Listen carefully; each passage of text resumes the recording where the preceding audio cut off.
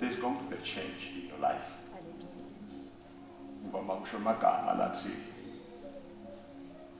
Musubamba into lengabusithi ukholwa akubusithi wazaqa awukabambi bona useceleni kwakho nawubambe bona ukholwa should make your life different.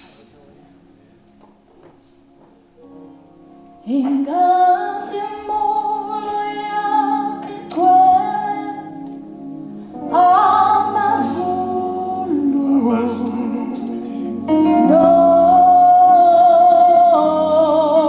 nomhlaba.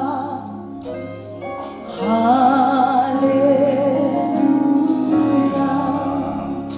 Sibonga amandla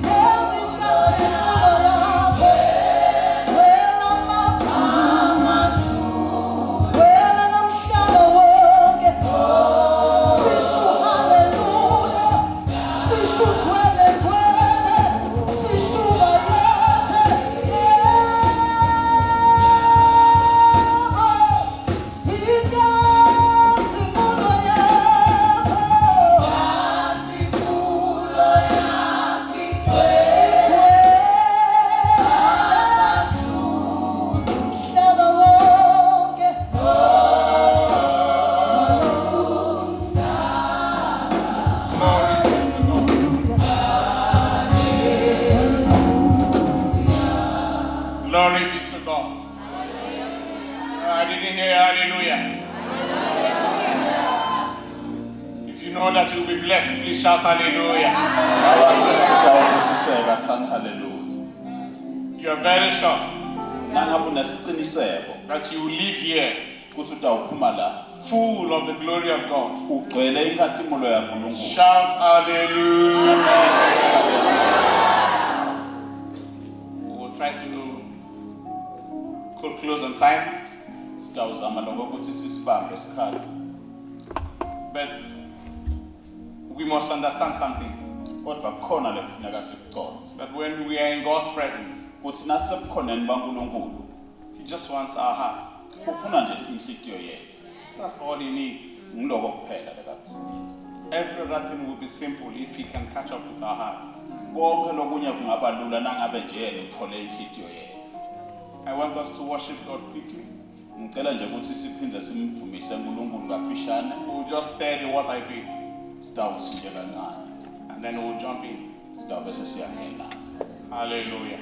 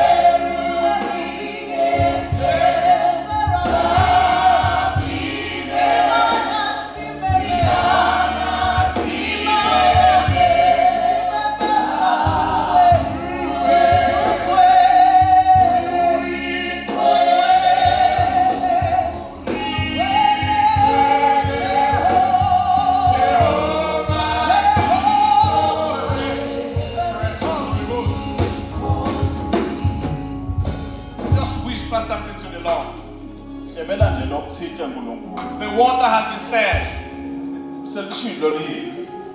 The Bible records that at a certain time, iBhayibheli liyasho ukuthi ngesikhathi lesithini an angel comes to stir up the water.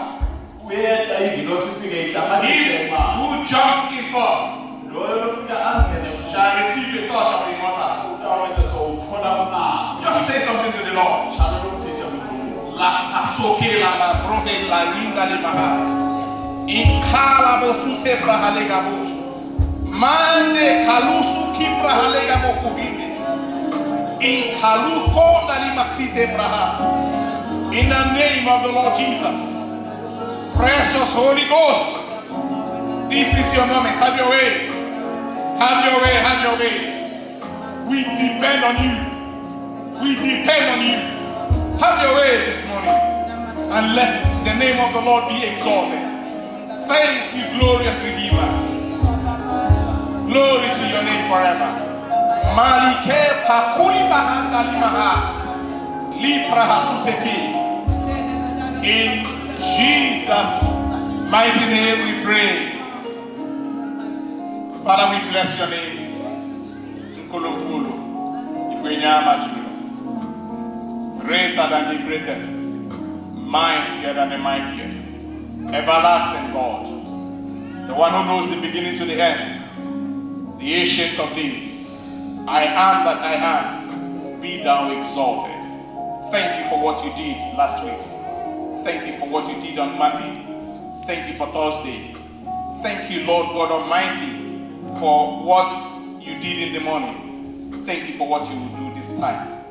Glory be to your holy name. Please have your way. Take all the glory, Lord. Thank you, precious Redeemer. In Jesus' mighty name we pray. Amen. Put your hands together for Jesus. I want to bring greetings to our Father in the Lord Ngifuna ukuletha lokotho kubabe wethu and our Mother in the Lord. nakuye make enkosini. And I greet the leadership of the church. Ngibingelela buholi. I take it as an honor to stand before this book. Ngikuthatha ke njengenhlonipho lenkulu ukuthi ngiyamala phambi. And I greet you all in Jesus' name. Usela ke nonke egameni likaJesu. This morning, Nyamhla ekuseni we will read from the book of 1 Chronicles, sitawufunda ke kubaseChronicle bakuqala namhla ekuseni. 29 verse 11. Sahluko saka 29 verse laka 11. 1 Chronicles 29 verse 11. Kweze Chronicle 29 verse laka 11. If you're there, please read. You can read it as well. Nangabe sowulitholile sicela longasifundzela ngeSiswati. Or you've been for us, media team. Noma ke sifundze lapha nangabe ngingaveta ngeSiswati. Says, thine, O Lord, is the greatness and the power and the glory and the victory and the majesty. For all that is in the heaven and in the earth is thine. Thine is the kingdom, O Lord, and thou art high exalted as head above all things. Yebo simakadze bukhulu nemandla kwakho, ingatimulo nebukhosi kwakho, nebumengemenge bakho, ngobe konke lokusezulwini nalokusemhlabeni kwakho. Yebo simakadze umbuso nawo wakho, wena uphakeme wengamela konke. Amen. May the Lord bless the reading of his word in Jesus' name. I didn't hear amen. This morning our topic says, Namhlanje isihloko sethu sithi his glory, inkatumulo yakhe, his reign, umbuso wakhe, and the courts of Zion. neku Courts, like a court, like where lawyers go to. onetinkantolo taseSiyoni.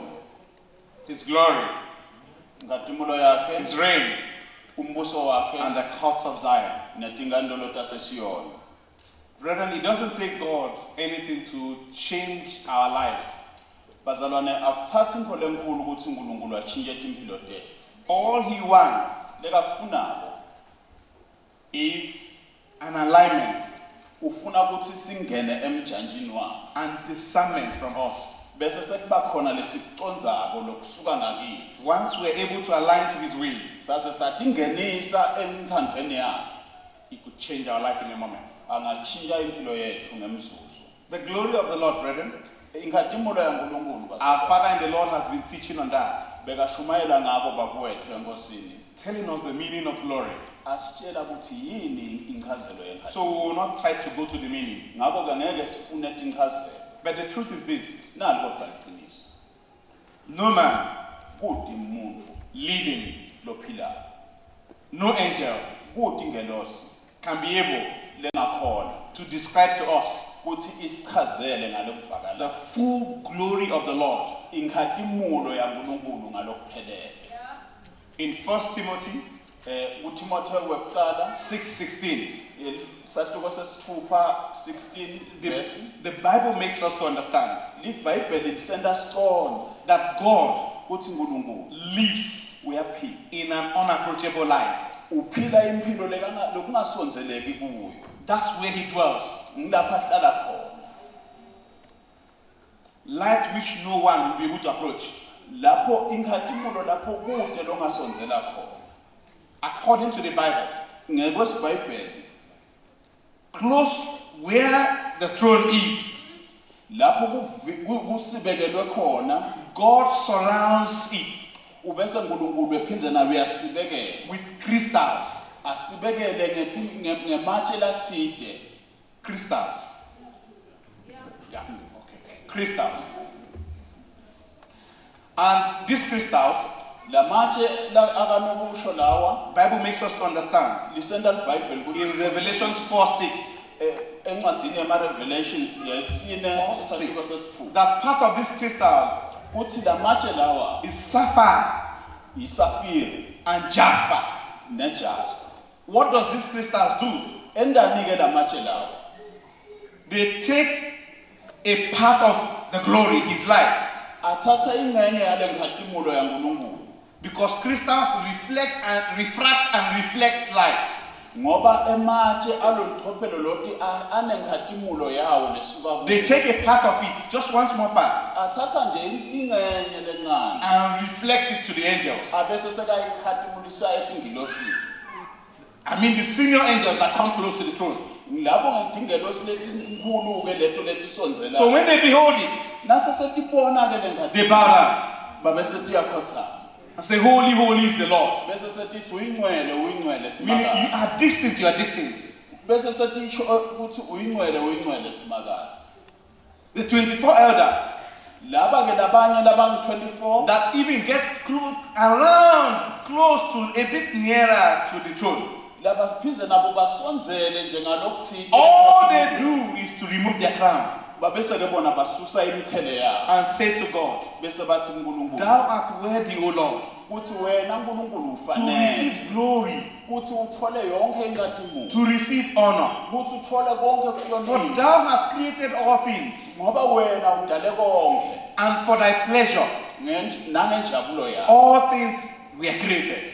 ngenjabulo yakho tonke tintfo That's Revelation 4:11. kukusambulo-ke lokho sahluko sesine. Praise the Lord. For us to understand the glory, Kuze kuthi-ke thina siconze we inkatimo may consider a bit of the articles of the glory. kufanele kuthi nathi sithole imthonselana yenkatimo. The first article we can consider Lesingakuthola kokuqala is that God is spirit, kuthi uNkulunkulu ungumoya. meaning Lokusho ukuthi you cannot reflect God.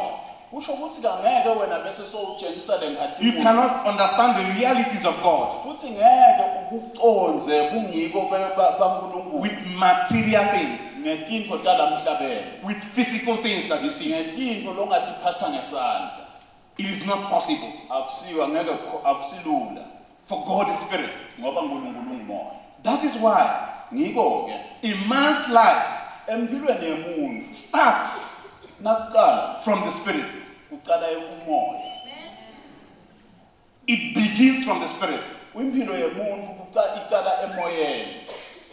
For you to have reference in the God's presence, Kuze kuthi-ke nawe kube khona bungcenye bakho ebukhoneni baNkulunkulu. your spirit must be born again first. Kufanele ukuthi le moya wakho uthintane naNkulunkulu kuqala. A man has no life except that which comes from the spirit. Ngoba umuntu ude impilo ngaphandle kwaloko lokubuya kumoya. We understand Siyaconza lapho. that in the olden times, Kuthi etikhathini tasendulo blessings move from family to family. Tibusiso tatihamba ngemndeni ngemndeni. Abraham to Isaac, Kusukela kuAbrahama kuye Isaac to Jacob. uIsaac kuye kuJakobe. But Kodwa in the new dispensation, kulesikhathi sanamuhla the blessings tibusiso is a spirit. umoya. That's why Galatians 3:14, Ngiko baseGalatia besithathu verse 14 it says that we might receive the promise of the Spirit. lithi manje kufanele ukuthi sithole tithembiso takamoya. That the blessing of Abraham will be unto the Gentiles. Kuthi tibusiso taAbrahama titawubese setingena So kubetini. the blessing is the Spirit. Kusho ukuthi ke sibusiso singumoya. You can be 70 years old. Ungaba neminyaka lengemashumi lasikhombisa No reference of you is with God. ukhanza ukuthi kude lokuhlanganisa naNkulunkulu. If you have not started the journey of the glory. Nangaba ukaqali indlela yenkhatimulo. You can be 40 years old. Usena kuba namashumi lamane eminyaka By the age of time. ngesikhathi ngeminyaka yesikhathi. But in the God's record, Kodwa ukhanza ukuthi na ubuka ngesiNkulunkulu you are not even born yet. awukadala. Because man Ngoba umuntu was not created for time. akakhelwanga isikhathi. Man is eternally created. Umuntu wakhelwa liphakathi. There was no record of Moses Akuzange sekube nemlando waMose until he was 40 years old. waze waba namashumi lamane eminyaka. Because living in the palace Ngoba kuhlala le ebukhosini was not part of his record in heaven. kwakungasiyo indlela lelimbona ngayo lizulu. You can see, only when he was 40, Kwaze waba namashumi lamane. that's when the Bible begins to record that he now stood for the people of God. Ngilapho ke iBhayibheli lithi wabe usuyabasukumela abantu baNkulunkulu. Adam, Na Adam when God was calling him in the garden, na uNkulunkulu nakambita engadzeni it's not as if he didn't know where he was. akusho ukuthi bekangadi kuthukuphi. But in the radar of God, Kodwa kulo uNkulunkulu Adam had disappeared from where he ought to be. Adam besasukile enzaweni yakhe. Because when he was in the garden from the beginning, Ngoba nakasela ngadzeni ekuqaleni authority and glory was given to him to rule over the garden. emagunya nenkhatimulo bekanikwe yena ukuthi abuse So ngathi. whatever he called an animal, Kwathi nasesekabita lomunye umuntu God said yes. If he said this is a lion, nakathi uNkulunkulu nakathi Adam libhubesi lelo God said yes, this is a lion. bekathi uNkulunkulu yebo libhubesi. But the moment he broke the code that kept him in that presence, Kodwa wathi nasesekaphula lokhu kwakumxhumanisa noNkulunkulu. God began to ask him, where are you? Wase uNkulunkulu uyambuza kusuku. So God is a spirit. Ngakho ke uNkulunkulu ungumoya. Secondly, Kwesibili his righteousness. kulunga kwakhe. Another article is God's righteousness. Lokunye kulunga kwaNkulunkulu. His righteousness is not just the ability of God to do right. Kulunga kwakhe akusho nje ukuthi ngulokukhona kwakhe kwenta lokuhle. His righteousness is power. Kulunga kwakhe kungemandla. That particular power Lamandla lawa makes it impossible enda lokungandeki for God to do wrong. ukuthi uNkulunkulu akwenze. Even when he wants to, Nama ngakufuna kuwena. he can't. Angeke akwenze. There is power in his righteousness. Ngoba kunemandla ekulungeni kwakhe. So that's why when God looks at you Ngeke uNkulunkulu nakakubuka and you're dark, for example, mhlambe umuntu lo nsundvu and he says, no, you're yellow or you're fair, athi uNkulunkulu no wena uyakhanya. immediately he pronounced that, Nakakusho lokho you will turn to being fair. utawubese sowuba ngilokhu lekakusho. Because power emanates from his words. Ngoba emandla aqhamuka egabeni. That's what makes him righteous. Ngiko lokumenda abe nekulunga. Power, his word becomes animated, becomes life. Lekakushoko kubese kuyaphila. Praise the Lord. Because spirits don't even understand color. Ngoba umoya awukhoni nokuconza imibala. When you enter into immortality, nangabe sowungene enhatimulweni whether you are fair, noma ngabe whether uyakhanya you are dark, noma ngabe means nothing. akusho lutho Because you'll be clothed with light. ngoba utawube sowukhanyisiwe. So if you live your life thinking about your skin alone, Kusho ukuthi ke nangabe uphila impilo yakho uthi unake libala lakho you would have wasted time. utawube uchitha isikhathi. Praise the Lord. The third article of God Wesithathu ke futhi is the spirit of life. ngumoya wekukhanya. A man who has light, the light of God, fears nothing. Umuntu lonekukhanya nekukhanya kwaNkulunkulu akwesabi lutho. If God was to appear here physically, Kube uNkulunkulu bekangafika lapha ngesitho sakhe. none of us will stand here. Kuhle wethu We would bekanamandla. run away. Sonke besingabaleka. Because the glory of the light Ngoba lekhatimulo yekukhanya that comes with him, lokuta naye no one will be able to understand it. kude longakuqonda. When I had an encounter with God, Nangihlangana naNkulunkulu the light that I saw, lokukhanya lengakubona not even with my physical eyes, hayi ngamehlo ami enyama because my eyes was closed, I wasn't sleeping, ngoba emehlo ami bekavalekile kodwa ngingakalali but my eyes was closed. kodwa emehlo ami But bekavalekile I could see that the intensity of the light, kodwa ngangibona ukuthi lamandla alokukhanya you can pick up wawungawathatha a grain of sand.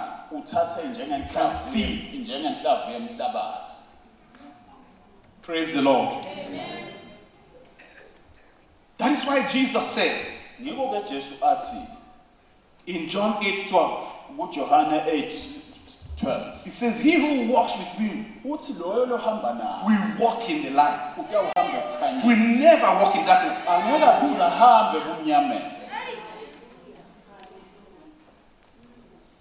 In Daniel 5:11, kuDaniela 5:11 the Bible makes us to understand iBhayibheli lenda ukuthi siconze na that Daniel was in competition with astrologers, ukuthi Daniela bekabhejelene nebantfu labafunza tinkhanyelo with wizards of their time. nebathakathi bangaleso sikhathi.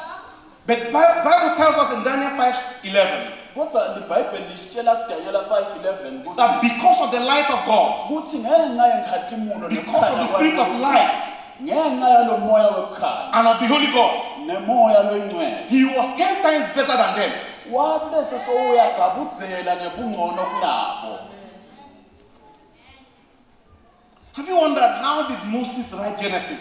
Nike niconze ukuthi Mose wambhala njani Genesis? He wasn't there. Bekangekho. But when he went to the mountain of God, Kodwa wasinaka entsabeni yasimakathi. he lived a life of light and a life of spirit that God could be able to share with him what happened even before he was born. Wabe sesowuphila impilo yekukhanya nempilo yenkhatimulo kangangoba uNkulunkulu wasesowuyamembulela lokwenteka endlini. The next is the spirit of love. Lokunye ke umoya wethando. Love is a spirit. Luthando ngumoya. It's a spirit. Umoya. It's not emotion.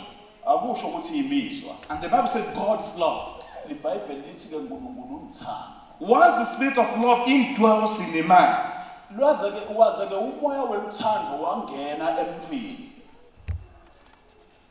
nothing changes it. Kude lokubese kuyakuntshintsha. And you will not like to change it for anything. Ngeke bese sowuyakuntshintsha ukuntshintshisela lokunye. Praise the Lord.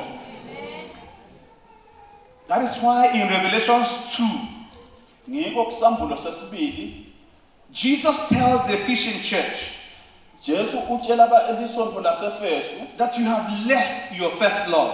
ukuthi senisukile enthandweni yenu yokuqala. If you do not possess the spirit of love, Nangabe ke ude umoya wethando you can't function in his glory. ngeke uze uphile enkhadimulweni yakhe. God is love. uNkulunkulu uthando. Praise the Lord. Amen. And his love always tests us against our character and activities. Lolu thando lwakhe ke ngilo lolu bese liyasiguqula lisigqule etimfeni liphindze lisigqule emasikweni. Praise the Lord. Hallelujah. the spirit of omni. lo moya wekuba khona ndawo tonke. It's a Latin prefix, omni, O-M-N-I. It's a Latin prefix that means all. Lokho kusho ukuthi konke ligama lesilathini lelithi konke leli. So when we say God is omnipresent, Nasithi ke uNkulunkulu ukhona ndawo tonke. it means he's everywhere. Kusho ukuthi ukhona noma ngikuphi. Here he's here. La ukhona. On the air is there. La moyeni ukhona. Under the earth is there. Ngaphansi kwemhlaba In ukhona. the water he's there. Emanini ukhona. He's everywhere.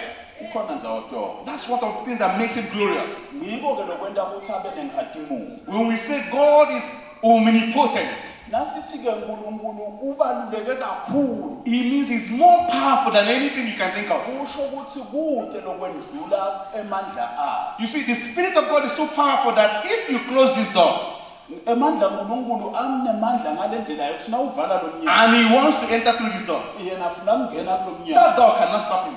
Lo mnyango ngeke umvimbe. He will enter. Utawungena. Praise the Lord. So when we say he's omniscience, sciences, Nasikhuluma ke ngaloko ukuthi ngetemvelo nje it ihlangene. means he's all-knowing God. Kusho ukuthi uNkulunkulu lo wati konke. All-knowing God. uNkulunkulu lo wati konke. Quickly, let's go to the courts of heaven, Isaiah, and then we'll pray. Abeke singakathandazi siye etinkantolo taseSiyoni. There are three main courts in heaven. Kusho ukuthi ke kunetinkantolo letintsathu ezulwini. The first of those courts Yekuqala inkantolo is the executive court. inkantolo yalabasetulu. This is the court of the immortals. Lena inkantolo yemakhosi. No mortal appears in that court. Kude nje umuntu lobese uyavela lapho. The court of the Godhead, Leyo inkantolo yebukhosi. the highest court of heaven. Inkantolo ke lesetulu kakhulu le. For example, Asengibekise. it was in this court Ukwakukulena inkantolo that they met in Genesis 1:26 lapho bahlangana kuGenesis 1:26. and said, "Let us make man in our own image." Bathi asakhe umuntu ngemfanekiso wethu. And that was settled. Yapheleka khona lapho mzamo. Man was made. Wakhiwa umuntu. When Lucifer fell, if you read in Ezekiel 28, Nakahluleka ke Sathane kuHezekiah 28. when Lucifer fell, Nakawa because Lucifer was the governor of the earth, ngoba Lucifer bekungiyena the lebekaphethe earthly umhlaba. realm, before Adam came. Angakafiki nekufika Adam. The story final day. Indzaba yalinye ilanga le. But when he fell, Kodwa nasahluleka God said in Ezekiel 28:15, wabe sesowuthi ke uNkulunkulu kuHezekiah he says, 15. "Thou art beautiful." That court now, the executive court. Wathi ke leya nkantolo He lena. said, "Thou art beautiful when you were made. Wathi beyihle nawakhiwa wena. But because the iniquity has been found in you, Ngoba bubi sebutholakele kuwe. you will be thrown out." Utawulahlwa. Praise the Lord. It is the same court that pronounced judgment when Adam fell. Kwendeka loyo nto leyo nanakuhluleka Adam. This court, what rules here is the will of God. Ngoba kule nkantolo lena lokubusako inthando yasimaka. Only the will of God. Inthando yasimaka Sovereignty is what powers the court. lobukhosi nenkhatimulo ngubo lobuphele Because God is sovereign, ngoba uNkulunkulu ubukhosi. meaning no one can vote him in. Kusho ukuthi kude ke longathi akangeni. No one can vote him out. Futhi kude longaphindza amkhiphe kulombuso. No one can stand his word. Kude longabe sumelana naye. That's what powers the court. Ngikho ke lokhu bese sekwenda ke leti. So when that court speaks, nangabe le nkantolo seyikhuluma settled. seyiphelile indzaba. It was in that court Kwakukuleyo nkantolo. that the Father spoke to the Spirit, Kwakuba ngilapho uNkulunkulu akhuluma nemoya. and they spake to the Word, which is Jesus. Uyasese iyasuka umoya ukhuluma na You will die for mankind. wathi wena utawufa ufela umuntu. Jesus was like, no, what is this? Wamangala Jesu ukuthi manje seyini. I don't want to die. Angifuni kufa. Because if you read what he said in Gethsemane, Ngoba nawufunza le kakusho Gethsemane. when he was praying, Nakathandaza. he said, not my will, Wathi akungabi inhliziyo yakho. but your will, O Lord. Akube inhliziyo yakho He simanje. didn't want to die. Bekangafuni. But because the court of heaven has pronounced, Kodwa ngoba inkantolo temazulu. the executive court has pronounced that he would die, Yaseseyishita he inkantolo. had no choice. He had to surrender. Bese kude le Once this court speaks, yaze yakhuluma le nkantolo. it will be done. If this court says you will succeed, Nangabe ithi le nkantolo. not even let all the witch doctors in Swaziland come, you will succeed. Noma kungenzekani utawuphumelela. Because it is executive court. Ngoba seyishito inkantolo yasezulu. It was this same court Kwakungile nkantolo that sent Jonah le yathi Jonah to Nineveh. yathi hambe Nineve. Jonah refused. I said, no, I'll go to Tarshish. Wala Jonah wathi ndawo yeTarshish. They allowed him. Bamvumela. He entered into a boat. Wangena emkhunjini. When they moved away from the land, so much where the land is not close anymore, Bathi nje bangashiya umhlaba bangene kakhulu elwandle. the sovereignty of the courts began to trouble the water. Emandla alobukhosi asanyakatisa lolwandle. They did everything in the boat. Baba se kwaqala The umkhumbi water was still troubled. Lamandi bese Until Jonah said, I am the cause, please throw me to the water. wagcina Jonah sekasho ukuthi They ngimi sisusa removed Jonah from the water, the boat, and put him in the water. bamsusa bamjike emandini. The sovereignty came again Waphinze futhi and told the well, waphinze go swallow him and take him to Nineveh. watshela inhlambi ukuthi ayimidi imikise Nineve. And he found himself suddenly in the shore of Nineveh. Wagcina vele sekathi ikhanza selusensene Nineve. Once this court speaks, Yaze yakhuluma le nkantolo it is done. sekwendekile. In fact, if you argue with this court, Nangabe umelane nale what they will do is this. naku lokhu bese kuyendeka. They will laugh at you. The mortals will laugh. Labanga emazulu atakuhleka. They will tell you what they told Saul. Batakutshela lebatshela Saul. It is hard for you to kick against the priest. Kuthi kulukhuni ukuthi ukhahlele ubukhosi. Have you seen a man who kicks against the rock? Wake wambona umuntu akhahlela litshe. That's what it means when you argue with the will of this court. Kusho lokho ke nangabe wena ubhejelane nale nkantolo le. The second court in heaven Yesibili ke inkantolo is the legislative court. inkantolo yemthetho. The legislative court. Inkantolo yemthetho. And what rules in this court? There are four things that govern this court. Dina ke tintfo letenteka kule nkantolo le. The wrath of God. The wrath. His anger, his wrath. Ulaka lwasimakathi. The mercy of God. Umusa wasimakathi. The grace of God. Nesihawu sasimakathi. The love of God. Neluthando lwasimakathi. I'll repeat for those who are writing. The wrath of God, the anger of God. Lulaka lwasimakathi. The mercy of God. Sihawu sasimakathi. The grace of God. Nemusa wasimakathi. And the love of God. Neluthando lwakhe. This is the court that makes law that govern men. Ngiyo ke le nkantolo leyenta ukuthi uNkulunkulu abuse bantfu. For example, God chooses you. Ngangabekisa nje uNkulunkulu ukhetha Because wena. you know to choose you is to ordain you. It doesn't mean you are qualified. Ngoba kukukhetha ukugcoba hayi ngoba God ufanele. does not choose the qualified. Ngoba uNkulunkulu akakhethi labafanele. It means you are ordained Usho ukuthi ugcotshiwe to do His work, ukuthi wende umsebenzi wakhe. to perform His will. Ukuthi wende inthando yakhe. So when He chooses you Nakakhetha and you mess up along the way, ubese ugilatika endleleni. the wrath of God, Lolulaka lwaNkulunkulu according to the wrath of God, ngekwembhalo you are to be cleaned out of the way. kufanele ngabe uyasuswa endleleni. Because the wages of sin is death. Ngoba vele inkokhelo yekona ufa. But the mercy of God Kodwa sihawu will now speak bese siyakhuluma. in this legislative court. Bese sesikhuluma kule nkantolo I yemthetho. said, your mercy overrides your judgment. Sithi sihawu sakho singetulu kwesinqumo sakho. The wisdom of God The love of God will not bring out the wisdom that will save you from that thing that makes you to mess up. When you are brought out of that, the grace of God will not make you to live above that which made you to fall.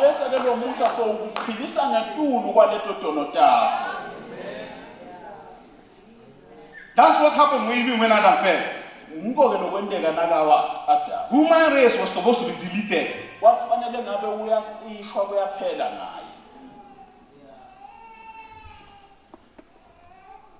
The mercy spoke. But even though that the mercy spoke, spirits don't forgive.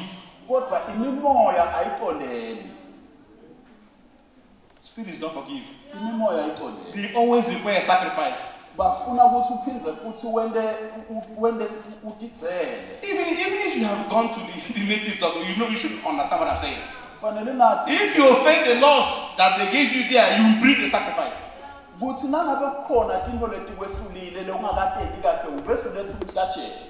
So spirits don't forgive. So when Adam fell, the mercy spoke. And because spirits don't forgive, the love of God. That's why the Bible says, for God so loved the world that he gave his only begotten Son, that whosoever believes in him will not perish but have everlasting life. The love of God brought a wisdom, and that wisdom was for Jesus to die. And Jesus dying, meaning it was us, because that's the only way we can be free.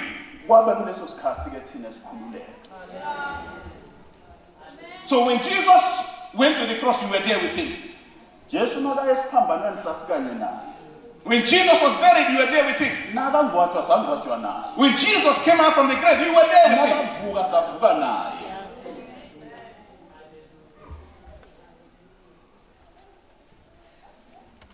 That is why nothing will stop us.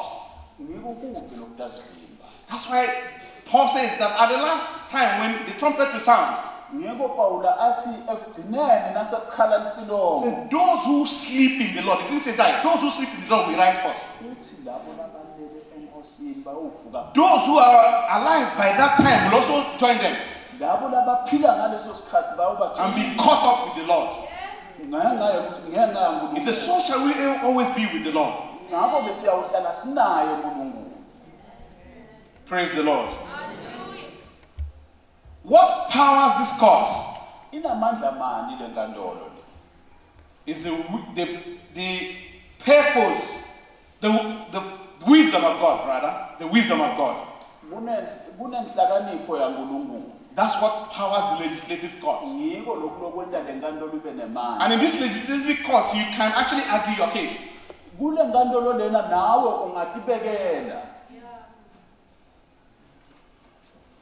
Then the final court is the judicial court. And we find that in Isaiah 54:17. Isaiah 54:17. The Bible makes us to understand that no weapon formed against us, don't read, we need to run now. No weapon formed against us shall prosper, and every tongue that shall rise against thee in judgment, thou shalt condemn. It says, this heritage, this is the right. That's what it means. Of the servants of the Lord. This is the right of the saints. This is our own court now. Remember, Jesus says, whatsoever we judge here shall be judged in heaven. Whatsoever we judge in the realm of heaven shall be judged here. That's the court. The judicial court. What do we use to judge here? We judge based on what Christ has done for us.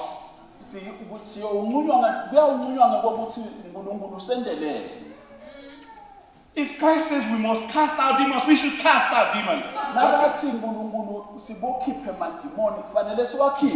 Because there's victory already laid down for us. We judge based on what has been written down. siyawumunywa kuyawumunywa ngokuthi kubhalwe There are words of God that has been written down. kunemagama Eternal words. emagama Unchanging words emagama that can bring changes. emagama langanje. We judge based on the help of the Spirit of God. Siyawumunywa kuyawusetshenziswa umoya waNkulunkulu. More really helps us to judge.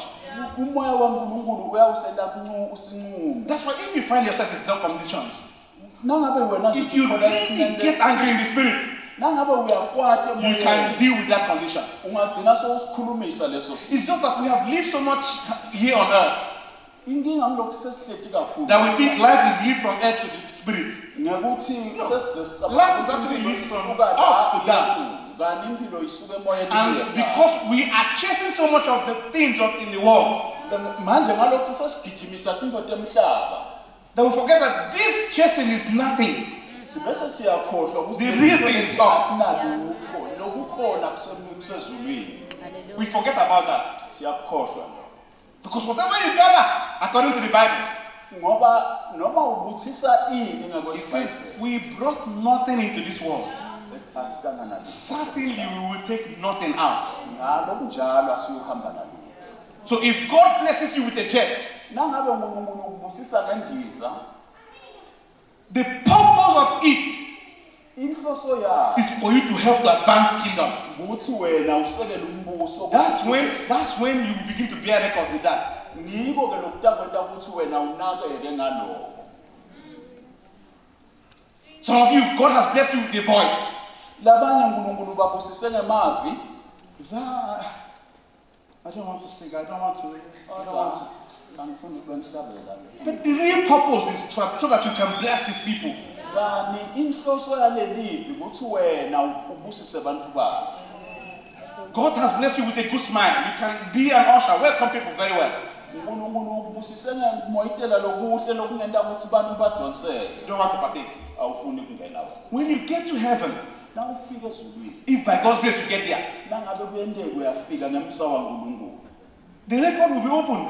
Kuyawuvulwa emibhalo. What did you do with the love of God? Ukuthi wendani ngethando lo. What did you do with the gift? Those are the questions they will ask. Wendani ngesipho leka kuphasona simakazi.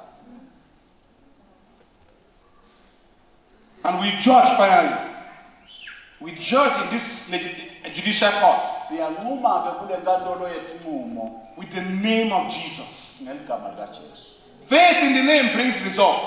Ngoba igama likaJesu liletha imiphumela. Faith in His name. Lukholo egameni lakhe And what rules in this court lokubusako ke kule is nkantolo the purpose of God. inhloso yaNkulunkulu. So when we make decrees by the purpose of God, it shall be established. Nangabe senda tinqumo siphindze sisho lokuthide kuvetwa ngokuthi uNkulunkulu uyakuvumela. As we pray now, Sisathandaza manje. Christianity is the business of glory. Indzaba yokukholwa ibhizinisi yenkhatimulo. The value of a man's life is the glory he carries and he used. Bumqoka bemuntu ngile nkhatimulo lekayithela phindza ayisebentisa. That is why our OM was preaching over past 4 weeks now. He's been saying, Ngiko OM wethu nakashumayela. if you find yourself in a school, Athi nakwende ukuthi uthola you are an ambassador in that school. nalapho umelele lizulu. If you find yourself in your workplace, Nangabe utikhanza usemsebentini. you are the reason why that work is given to you is not for you to pocket money. Akakunikeli lo msebenzi ukuthi ugcwalise imali It's emakhaya. because you are an ambassador there. Ngiloko ukuthi ukubekile lapho ukuthi umelele yena. John so much lived in the spirit Jona waphila kakhulu that emoyeni. when they took him to the island of Patmos Ukuthi bathi nabambeka kulesihlenge for him sasePhatmos to die of cold, ukuthi afa abulawe makhada. he said, Wathi in the day of the Lord, ngelilanga I was in the spirit. ngamsemoyeni. So for him, whether he was in the comfort of his bed Kuye ke noma ngabe bekalele embhedeni or in an island where cold is catching him, noma esihlengeni lapho emakhada bese sekamfu. all he cares about is to be in the spirit. Yena bekati hlupha ke kokuthi abe semoyeni.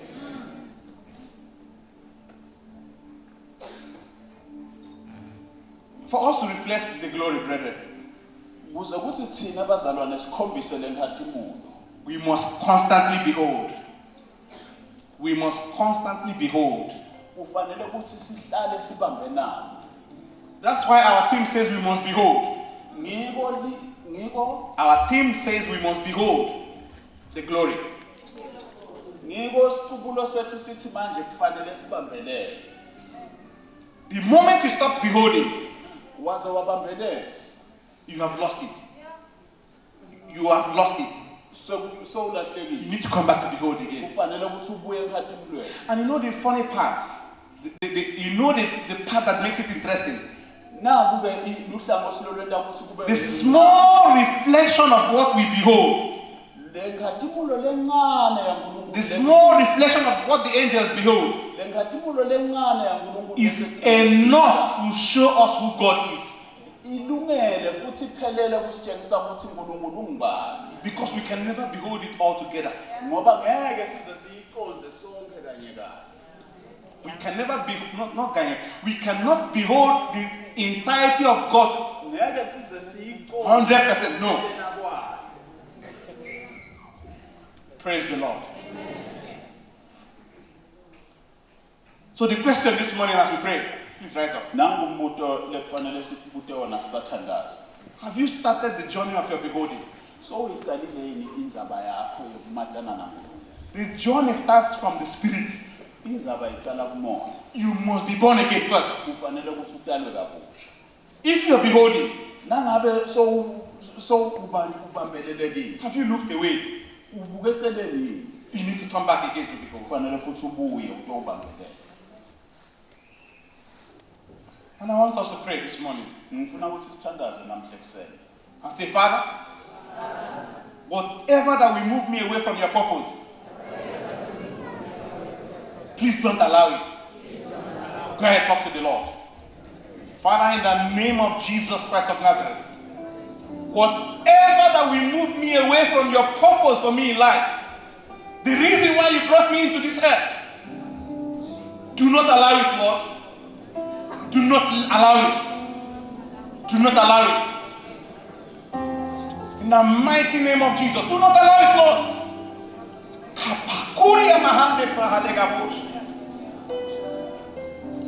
In Jesus' mighty name we pray. The second prayer goes this way. Father, help me to fulfill your purpose. Anywhere I am. In Jesus' name. Go ahead, talk to the Lord. Father, in the name of Jesus Christ of Nazareth, help me to fulfill your purpose. Anywhere I find myself, Lord, may I fulfill your purpose for me.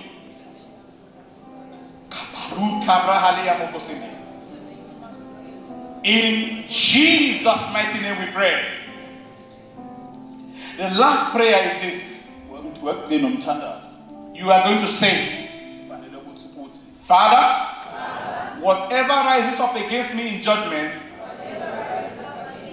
I condemn it. In Jesus' name. Go ahead, talk to the Lord. Father, in the name of Jesus Christ of Nazareth, whatever rises up against me in judgment, Lord, I condemn. Any voice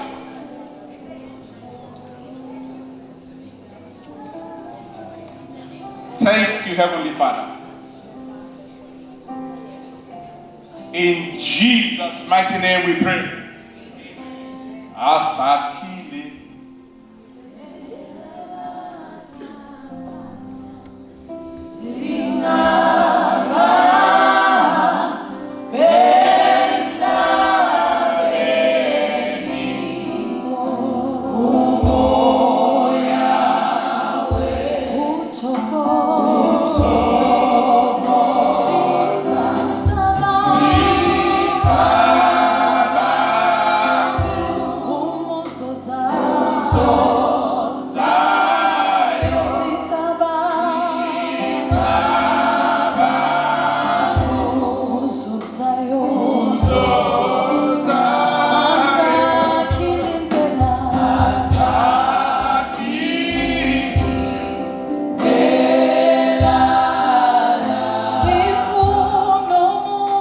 So